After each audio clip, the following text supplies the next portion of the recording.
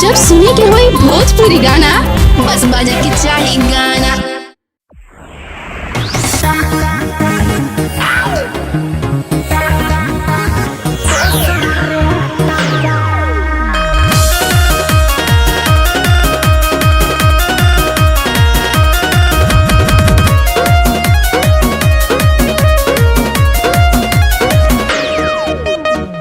जवानी तहर से लागल हो कि न करे लागल बोलो भावा चालू बाटे कितने लोग के तेल लागल।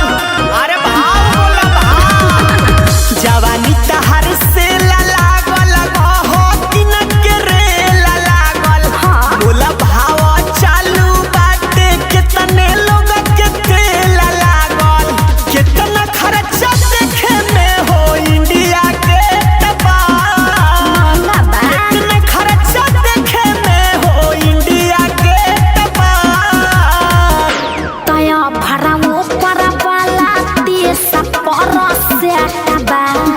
नीचे वाला महला जकरा भेटबा नीचे वाला दोसर रेटबा।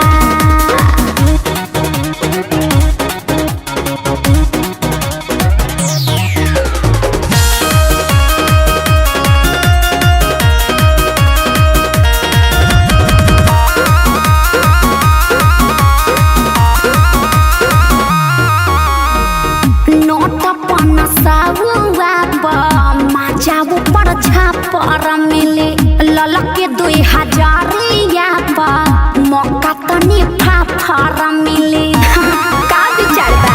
सब मिली कितना चाही मुंह खोला हो ये हो जान भाव बोला हो। सब बताओ तने धन से बदन भरल बा हाथ डाली भीतर टोला हो। सबर कर सोना जस जवानी है 24 कैरेट बा सोना जस जवानी है 24 कैरेट बा।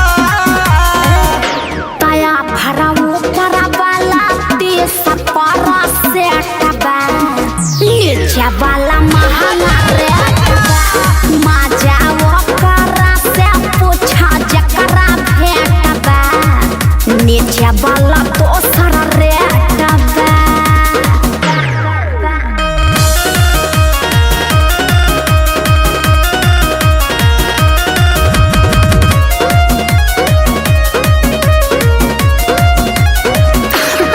सुना जतना लोग देखले बाड़े हम क्या महफिल में सूरत हमारा धौसल बाटे सभा का हो दिल में। तू ऐसन चीज हवे मारू तब का चीज तोहर सुपर लागता सचो नीचे औरी ऊपर लागता। अयो मयो सौदला जवाब वाला हो का दोनों तोहरा बुफर लागता। अरे बाप गोलू भी सुन पूरी कहे अब काले टबा बैठले गोलू भी सुन पूरी कहे अब काले टबा।